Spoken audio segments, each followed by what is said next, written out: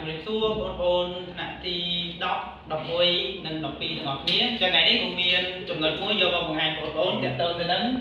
ការគណនាចំនួនម៉ូលដោយប្រើសមីការបាទយើងបន្តពីថ្ងៃមុនណាចឹងថ្ងៃនេះយើងមកបញ្ចប់ចឹងឧទាហរណ៍ចំពោះសមីការនេះមួយគឺអ៊ីដ្រូសែនប្រតិកម្មមួយអុកស៊ីសែនបង្កើតជាទឹកសមីការសំយោគទឹកណាដែលយើងបានរៀនតាំងពីថ្នាក់ទី8និងទី9កន្លងមកចឹងថ្ងៃនេះខ្ញុំមកបង្ហាញតកតងនឹងការវិការមួយតាមសមីការករណីដែលយើងស្គាល់ចំនួនម៉ូលណាមួយនៅក្នុងសមីការអញ្ចឹងបងមើលសមីការទាំងអស់គ្នាសម្រាប់សមីការនេះមេគុណនៅពីមុខប្រភេទគីមីនីមួយៗគឺអត់ស្មើគ្នាទេតកតងនឹងការសមាមាត្រតាមសមីការយើងត្រូវគិតមេគុណគេអាចយកទៅចែកក៏បានឬក៏យកមេគុណទៅដាក់នៅភាគយកក៏បានដាក់ភាគបែងក៏បានភាគយកក៏បានបើសិនបងចង់ដាក់មេគុណនៅភាគបែងគឺដាក់ទាំងពីរប៉ុន្តែបើបងចង់ដាក់មេគុណនៅភាគយកគឺដាក់ទាំងអស់នេះគ្នាទាំងអង្គធាតុកតទាំងអង្គធាតុកកើតអញ្ចឹងគូបង្ហាញកន្លែងនេះគឺគូបង្ហាញទាំងពីររបៀបអញ្ចឹងតាមសមីការបងមើលសមីការតាមសមីការគេអាចធ្វើសមាមាត្រចំនួនម៉ូលអ៊ីដ្រូសែន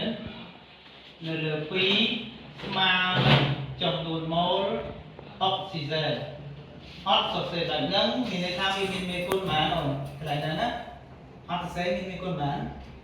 មាន1បាទមានមេគុណ1ស្មើតទៀតណាមានប្រមាណស្មើតគ្នាទាំងអស់អញ្ចឹងស្មើនឹងចំនួនម៉ូលរបស់ទឹកចែកនឹង2អញ្ចឹងយើងមានមួយរបៀបទៀតគឺយើងអាចដាក់បាទមួយរបៀបទៀតយកមេគុណនេះទៅដាក់នៅលើវិញគឺសរសេរថា2អានេះណាមេគុណរបស់អ៊ីដ្រូសែន2ចែកនឹងចំនួនម៉ូលរបស់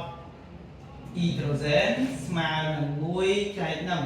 ចំនួនម៉ូលរបស់អុកស៊ីសែនស្មើតទៀតគឺចំនួនម៉ូលរបស់មេគុណរបស់ទឹកអញ្ចឹងមេគុណទឹកមាន2អញ្ចឹងយើងចែកនឹងចំនួនម៉ូលរបស់ទឹក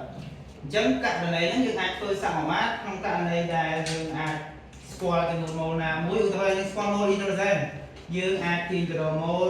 ចំនួនម៉ូលអុកស៊ីសែនចំនួនម៉ូលទឹកតាមរយៈការធ្វើសមាមាត្រម៉ូលតាមសមីការ